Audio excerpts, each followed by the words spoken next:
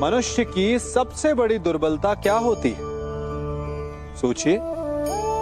धन, प्रेम, अहंकार।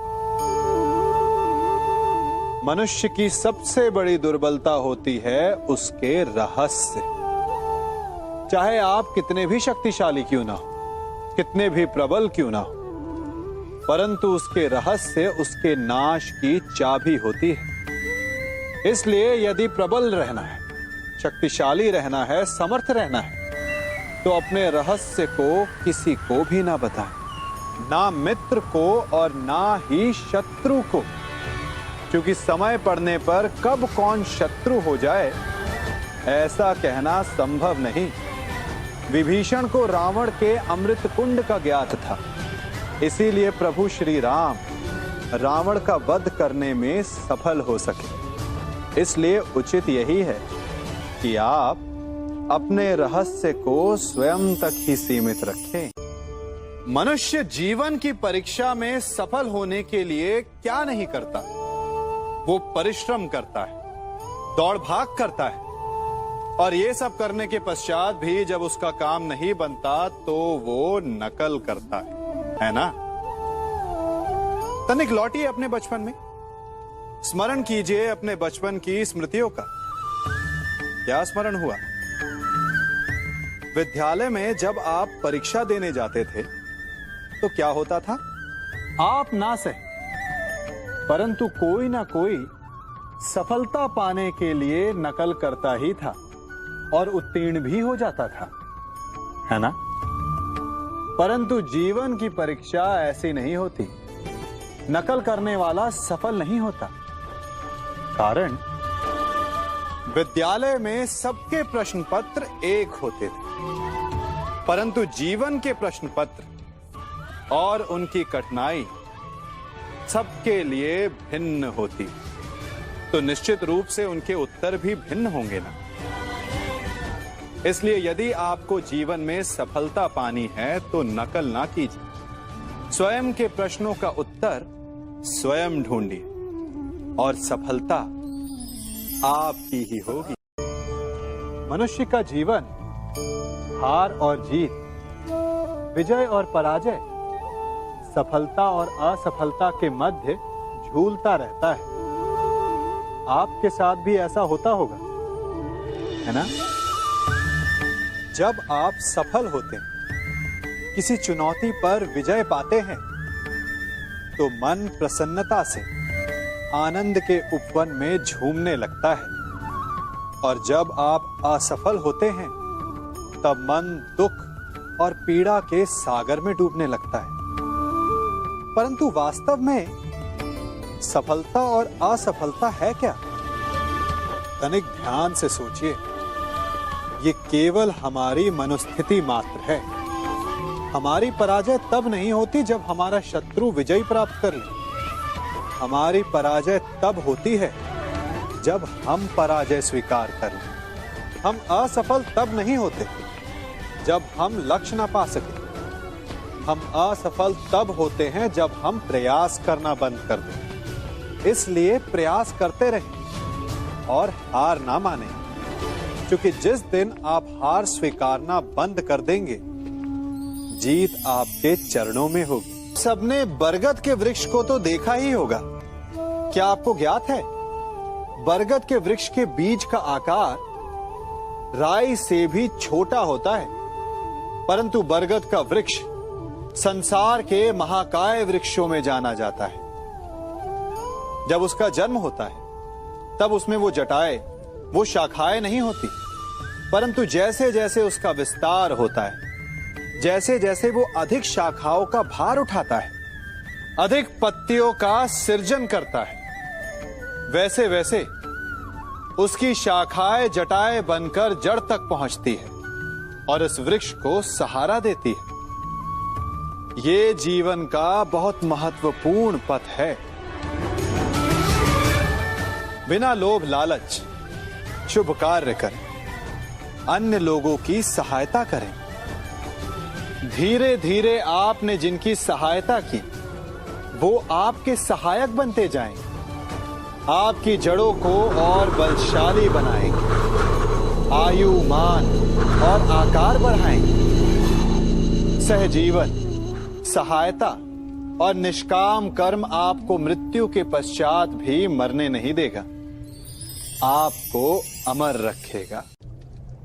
हमारा शरीर प्रकृति का एक महान आविष्कार है। इससे जटिल संरचना संसार में और कोई नहीं। हमारा शरीर जितना जटिल है, यदि इसे ठीक से जाना जाए तो इससे अधिक सरल ज्ञान देने वाला और कोई नहीं। हमारे शरीर में 5 इंद्रियां होती हैं जो हमें भाव, गुण और वस्तुओं का बोध कराती हैं। हमारे पास आंखें हैं, नाक है, स्पर्श के लिए त्वचा है, कान है और जीभा है। सबका भिन्न भिन्न कार्य है। आंखों से देखना, कानों से सुनना, नथनों से श्वास लेना, त्वचा से स्पर्श करना और जीभा से स्वाद लेना। परंतु क्या आपने कभी सोचा कि प्रकृति ने हमें 2 आंखें दी, 2 नथने दी, 2 कान दी, स्पर्श के लिए ये पूरा शरीर दिया, परंतु जीभा केवल 1 दी? ऐसा क्यों? क्योंकि प्रकृति चाहती है कि हम देखें अधिक, सुने अधिक और ज्ञान अधिक अर्जित करें, बोले कम। क्योंकि अधिक वाचाल नाश को निमंत्रण देता है। स्मरण रखिएगा।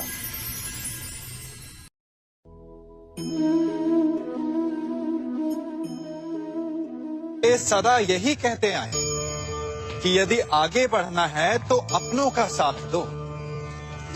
सत्य कहते हैं, अपनों का साथ देना ही चाहिए, परंतु साथ देने से पूर्व ये अवश्य पहचान लेना चाहिए कि अपने हैं कौन। क्या अपने वही होते हैं जिनके साथ हमारा रक्त संबंध होता है, या अपने मित्र? अपने वो होते हैं जो हमें सद्कार्य के लिए प्रेरित करें, हमें आगे बढ़ाएं, हमारा साथ दें। और वो जिनका साथ देने से समाज का नाश, धर्म की हानि हो, वो सगे हो करके भी सगे नहीं होते। इसलिए जब अपनों की परिभाषा का चुनाव करें तो उन्हें अपना माने जो आपका साथ दे, उन्हें नहीं जो हमें अज्ञान के मार्ग पर ले जाएं।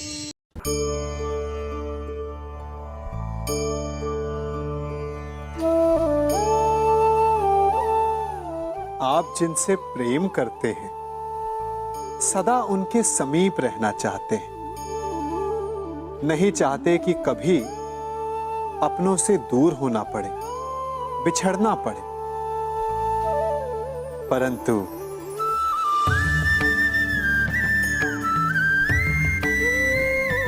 एक समय के पश्चात अपनों से दूर हो जाना उन्नति के लिए आवश्यक है। आप माता पिता हैं ना? यदि आप अपनी संतान के जीवन के हर पग पर उनका मार्गदर्शन करते रहेंगे तो आपकी संतान स्वयं मार्ग चुनना कैसे सीखेगी? मार्ग के कांटों से स्वयं को बचाना कैसे सीखेगी? इसीलिए एक समय के पश्चात अपनों से बनाई गई दूरी सदा लाभदायक रहती है। आज मैं आप सबको एक कथा सुनाता हूं। एक दिन प्रातः एक व्यापारी अपने घर से निकला। घर से निकलते ही एक बिल्ली ने उस व्यापारी का मार्ग काट दिया। व्यापारी घबरा गया। वो फिर से घर लौट गया और शुभ घड़ी की प्रतीक्षा करने लगा। और जब वो पुनः अपने घर से निकला तब वो वाहन जा चुका था जिससे राजा तक पहुंचकर उसे भेंट देनी थी। राजा को भेंट नहीं मिली। राजा क्रोधित हो गए। राजा ने उस व्यापारी का व्यापार बंद करवा दिया। इस कारण व्यापारी क्रोधित होकर घर पर अपनी पत्नी से लड़ बैठा। पत्नी अपने बच्चों समेत मैके वापस चली गई और उस व्यापारी के जीवन में यदि कुछ रह गया था तो केवल अंधकार। और इन सब का कारण वो उस बिल्ली को मानता रहा जिसने उसका मार्ग काटा था। ऐसा ही एक दूसरा व्यापारी राजा को भेंट देने निकला और उस व्यापारी का मार्ग भी एक बिल्ली ने काट दिया। वो व्यापारी तनिक घबराया, परंतु उसने आगे बढ़ना अधिक उचित समझा। राजा तक वो समय पर पहुंचा। उसने राजा को भेंट दी। राजा प्रसन्न हुए और राजा ने व्यापारी को अपना व्यापार बढ़ाने की अनुमति दी, स्वर्ण आभूषण दी। जब व्यापारी घर पर पहुंचा तो पत्नी को आभूषण और अपने बच्चों को देने के लिए वस्त्र थे उसके पास। हर ओर प्रसन्नता थी। समझ रहे हैं ना? दोनों के साथ एक ही प्रकार की घटना हुई, परंतु दोनों की प्रतिक्रिया भिन्न थी। ऐसा ही हमारा जीवन भी है। हमारे जीवन में प्रारब्ध का अपना स्थान है, परंतु उससे कई अधिक महत्वपूर्ण हमारी प्रतिक्रिया, हमारे सोच का प्रभाव है, क्योंकि यही हमारे जीवन को आकार देते हैं। इसलिए अपनी सोच को सकारात्मक रखिए। आपका जीवन सदैव आनंदमय।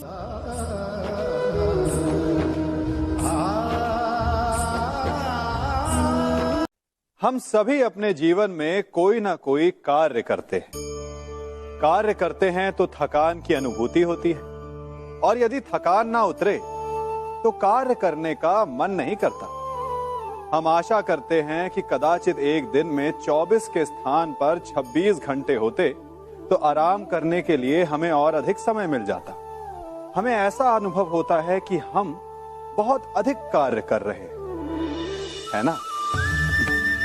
परंतु क्या आपने कभी सोचा है कि जो लोग संसार में सफल हैं, उनके पास भी सफल होने के लिए दिन में केवल 24 घंटे थे? तो फिर वो सफल क्यों हैं? इसका एक छोटा सा रहस्य है। वो कार्य चुनते हैं जो उन्हें प्रिय है, जिसे करने में उन्हें आनंद आता है। उन्हें लगता ही नहीं कि वो कार्य कर रहे हैं, उन्हें लगता है कि वो प्रतिपल आनंद मना रहे। और जब आप आनंद मनाते हैं तो थकान कैसी?